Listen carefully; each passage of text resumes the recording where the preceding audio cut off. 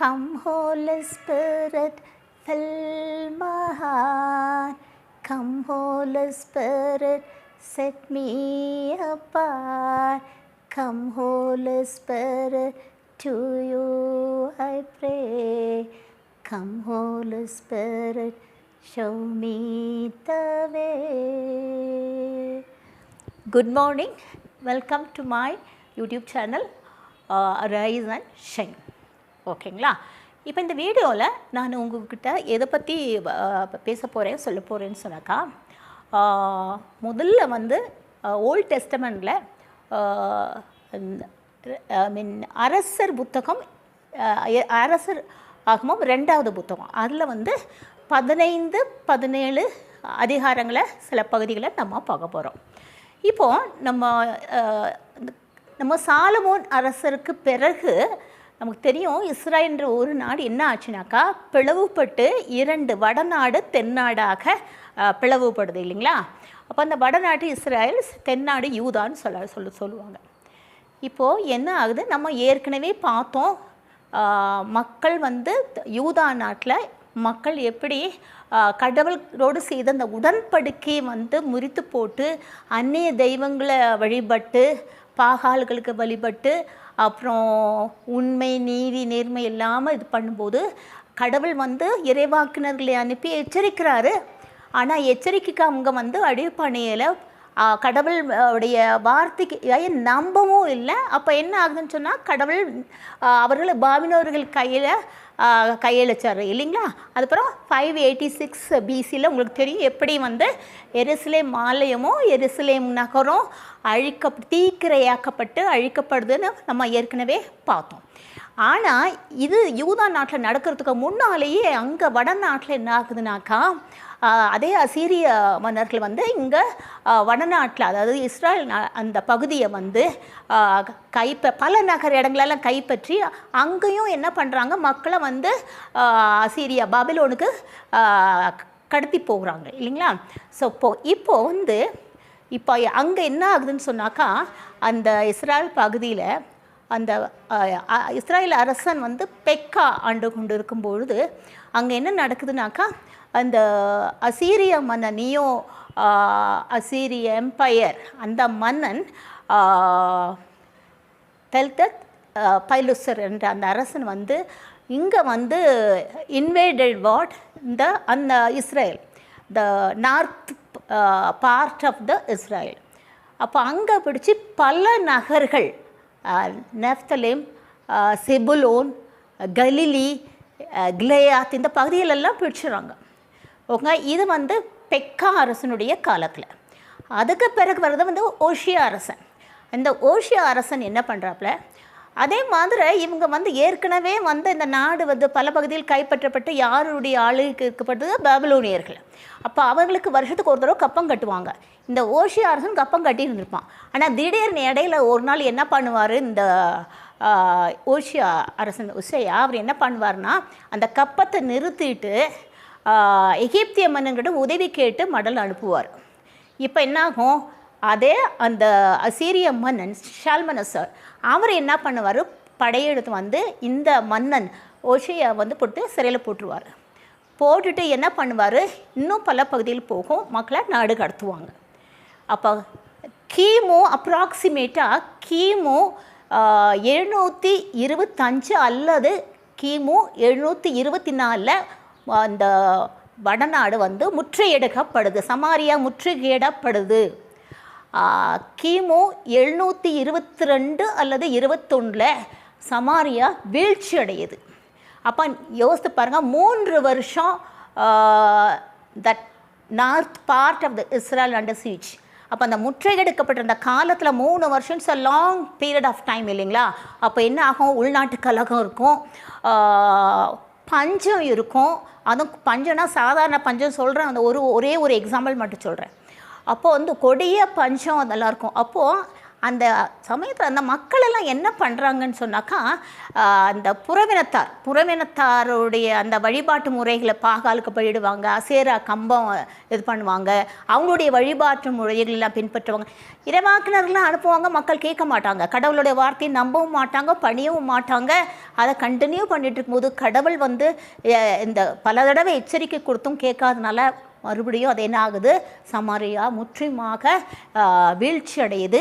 இப்போவும் இருக்குது. என்ன சொல்லப்படுதுன்னு சொன்னாங்க, ஏறக்குறைய 29,920 மக்கள் வந்து பாபிலோனுக்கு கடத்தப்படுகிறார்கள் சொல்கிறாங்க. அதே சமயத்தில் என்ன ஆகுனாக்கா, அவங்க அந்த மன்னர்கள் அந்த மக்களை, பாபிலோனிய மக்களை கொண்டு வந்து, அந்த சிறி மக்களை கொண்டு வந்து இங்கே குடியேற்றம் பண்ணுவாங்க. இங்கே நஃப்தலி, செபுலோன் அந்த பகுதியிலெல்லாம், கலிலே பகுதியிலெல்லாம் குடி. அப்போ அது என்ன ஆகுனா, யூத மக்களோ இஸ்ராயல் மக்களும் அந்த புறவினத்தாரும் இந்த இன்டர்மிங்கிள்டு. அப்போது இது எல்லாமே அந்த கலாச்சாரம், அந்த வழிபாட்டு முறை எல்லாமே மாறி மாறி இருக்குது. இருந்தாலும் கடவுள் எப்படி அங்கே எரமியா தீர்க்கதரிசி கொடுத்து ஒரு வாக்குறுதியை ப்ராமிஸை கொடுக்குறோம், அதே மாதிரி இவங்களுக்கும் இந்த பகுதி மக்களுக்கும் கடவுள் வந்து அப்படியே அவங்கள வந்து ஒடுக்கப்பட்ட நசுக்கப்பட்ட அந்த நிலைக்கு கண்டினியூ பண்ண விடுறதில்லை. அங்கேயும் he is giving one promise கொடுக்குறார், சொல்கிறாரு. அப்போது அப்படிப்பட்ட வாக்குறுதியை வந்து ஐசாயா ப்ரொஃபஸியாக உரைக்கிறார். அதை வந்து நம்ம இப்போ வந்து த புக் ஆஃப் ஐசாயாவுக்கு போகலாம். எப்படி த ப்ராஃபிட் ஐசாயா வந்து அந்த பகுதி மக்களுக்கு, நெஃப்தலின் செபுலோன் பகுதி மக்களுக்கு, கலிலேய மக்களுக்கு ஒரு வாக்குறுதி ப்ராஃபஸி உரைக்கிறாரு நம்ம இப்போ பார்ப்போம். இப்போது ஐசாயா சாப்டர் 9 பார்க்கும்போது ஒரு அழகான பகுதி இருக்குது. அந்த பகுதியை நான் அப்படியே உங்ககிட்ட சொல்கிறேன். காரில் நடந்த மக்கள் பேரொளியை கண்டார்கள். காரில் நடந்த மக்கள் பேரொளியை கண்டார்கள். இருள் சூழ்ந்த அறுவடை ஆண்டவரே அந்த இனத்தாரை பல்கி பருக செய்தி அவர்கள் மகிழ்ச்சியை மிகுதிப்படுத்தினீர். அறுவடை நாளில் மகிழ்ச்சி உறுவது போல அவர்கள் திருமுன் அகமகிழ்கிறார்கள். கொள்ளை பொருளை பங்கிடுவது போல் அக்களிப்பது போல கலிகூறுகிறார்கள்.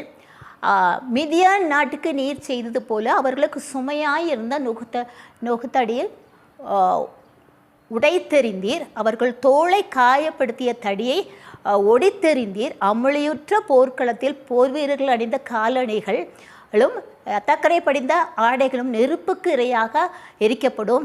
ஏனெனில் ஒரு குழந்தை நமக்கு தரப்பட்டுள்ளார், ஒரு ஆண் மகவு நமக்கு தரப்பட்டுள்ளார்.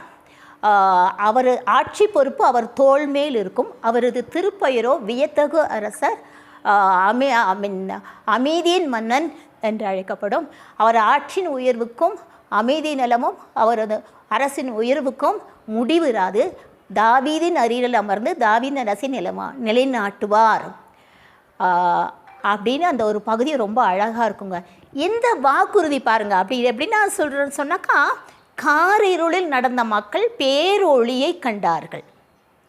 இருள் சூழ்ந்த இடத்தில் ஒரு சுடரொளி ஒளித்தது அப்படின்னா, அங்கே பாருங்கள், காரிருளில் நடந்த மக்கள் பேரொளியை கண்டார்கள். அந்த கலிலி, நஃப்தலி, அப்புறம் செபுலோன் அந்த பகுதியில் மக்கள் அங்கே ஒடுக்கப்பட்ட நிலை, ஒரு மோசமான நிலையில் இருந்துகிட்ருக்காங்க. பாவத்திலும் ஆன்மீகத்திலும் அந்த இடத்துலையும் கடவுள் இல்லாமல் வாழ்ந்து கொண்டு இருக்கிறாங்க. ஆன்மீக குறைவு, பஞ்சம் எல்லாம் ஒடுக்கப்பட்ட நிலையில் அந்த மக்களுக்கு ஒரு வாக்குறுதி தந்து தான் அப்படி சொல்கிறார். இருள் சூழ்ந்த பகுதியில் வாழ்ந்த மக்கள் பேரொளியை கண்டார்கள். இது எப்போ நிறைவேறுதுன்னு சொன்னாக்கா, நம்ம புதிய ஏற்பாட்டுக்கு வருவோம். நம்மளுடைய ஆண்டவராகிய இயேசுநாதர் வந்து தம்முடைய மினிஸ்ட்ரி எங்கே ஆரம்பிக்கிறார்னா அந்த பகுதியில் தான் ஆரம்பிக்கிறார். கலிலேய பகுதியில் பகைக்கிறார். இப்போது ஜீசஸ் வந்தது, பிறந்தது பெத்லஹேம் யூதா நாட்டில். இப்போ வளர்ந்தது வந்து நசரேத்து, ஓகேங்களா, செபுலோனில் இருக்குது, எங்கே வடநாட்டில். அப்போ அவரை வந்து அந்த நசரேத்திலிருந்து அந்த எங்கே பெயர்றாருனாக்கா நெஃப்தலியில் உள்ள அந்த கபர்நாகும் ஊரில் போய் கூடியிருக்கிறார். இப்போது நம்மளுடைய ஸ்நாபக அருளப்பர் யோவான் வந்து கைது செய்யப்பட்டதை அறிந்த பிறகு ஜீசஸ் என்ன பண்ணுறாரு, அங்கே வந்து அந்த அவர் நாசரத்தை விட்டு வெளியேறி கபர்நாகமில் குடியிருக்கிறார். அங்கே தான் அவர் வந்து நகர்தோறும் பல இடங்களுக்கு சென்று நற்செய்தி அறிவிக்கிறார். அப்போ தான் நம்ம ஐசையா ப்ராஃபிட் கொடுத்த அந்த ப்ராஃபஸி அங்கே நிறைவேறுது. புரியுதுங்களா? அப்போது அப்படி எப்படி சொல்லப்படுது அந்த பகுதின்னு செபுலோன் நாடே, நேப்தலி நாடே, கடல் நோக்கும் பகுதியே, யோர்தானின் அக்கறை பகுதியே, புறவினத்தாரும் வாழும் கலிலேயாவே, இருள் சூழ்ந்த இடத்தில் வாழும் மக்கள் பேரொளியை கண்டார்கள். அப்படின்னா அந்த பேரொளி யார்? ஜீசஸ். அப்போ ஜீசஸ் போய் அங்கே மினிஸ்ட்ரி ஆரம்பிக்கிறது, நற்செய்தியை அறிவிக்கும் போது அவள் மனம் திரும்புங்கள், நற்செய்தியை இறையரசு நெருங்கி விடுறது, நற்செய்தியை நம்புங்க அப்படின்னு சொல்லும்போது தான் அந்த ப்ராஃபஸி ஐசாயா கொடுத்த அந்த இறைவாக்கு அங்கே நிறைவேறுது. அப்போது ஜீசஸ் ஒளியாக போகிறார், ஒளியை கொண்டு போகிறார், அந்த மக்களுக்கு ஒரு விடியலாக இருக்கிறார். புரியுதுங்களா? செபுலோன் நாடே, நெப்தலி நாடே, the land of Zebulun, the land of Naphtali, on the road to the sea, the other side of Jordan, the Galilee, the land of the Gentiles, have the people dwelling in the darkness have seen the great light. அதுதான் அங்கே அப்படியே நிறைவேறுது. ஆண்டவராகிய இயேசு அங்கே போய் அங்கே அதனுடைய ministry ஆரம்பிக்கும் போது நம்மளுடைய இசையாஸ் இறைவாக்குனர் அந்த மக்களுக்கு கொடுத்த அந்த இறைவாக்கு அங்கே நிறைவேறுது. அப்போது செபுலோன், நெப்தலி, அந்த கப்பர்நாம் பகுதியில் தான் ஒரு முக்கியமாக அவரை ஜீசஸ் நற்செய்தி அறிவித்ததேங்களே. அப்படிங்களா? அப்போ நமக்கு என்ன சொல்கிறாருன்னு சொன்னாக்கா, நம்மளும் இருள் சூழ்ந்த நேரத்தில் இருப்போம். வாழ்க்கையில் பல கட்டங்களில் கடவுளுக்கு எதிராக என்ன பாவம் செய்தோமோ அப்போல்லாம் நம்ம என்ன பண்ணுவோம், ஆன்மீகத்தில் நமக்கு குறைவுபடுது.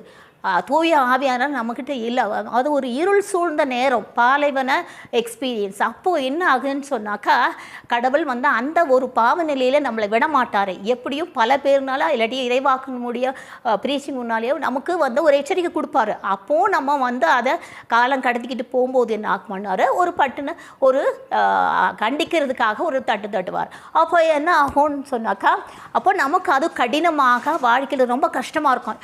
இருந்தாலும் கடவுள் கைவிட மாட்டார், ஒரு நம்பிக்கையை கொடுப்பார். நம்பிக்கை கொடுத்து நம்மளை மீட்டு கொள்ளுவார். ஓகேங்களா? ஸோ இந்த பகுதி எனக்கு மிகவும் பிடித்தமான பகுதி. அப்போது நம்ம என்ன பண்ணணும்னு சொன்னாக்கா, கடவுளை விட்டு பிரியக்கூடாது. அப்படின்னா பாவம் செஞ்சாங்களோ மனம் திரும்பி கடவுள்கிட்ட ஒவ்வொரு படியாக நெருங்கி வரும்பொழுது நம்மளோட துன்ப துயரம் கவலை துக்கம் நேரத்துலையும் கடவுள் நம்மளே இருந்து கைப்பிடித்து கரம் பிடித்து நடத்துவார். ஓகேங்களா? Thank you so much for listening to my video. Bye bye.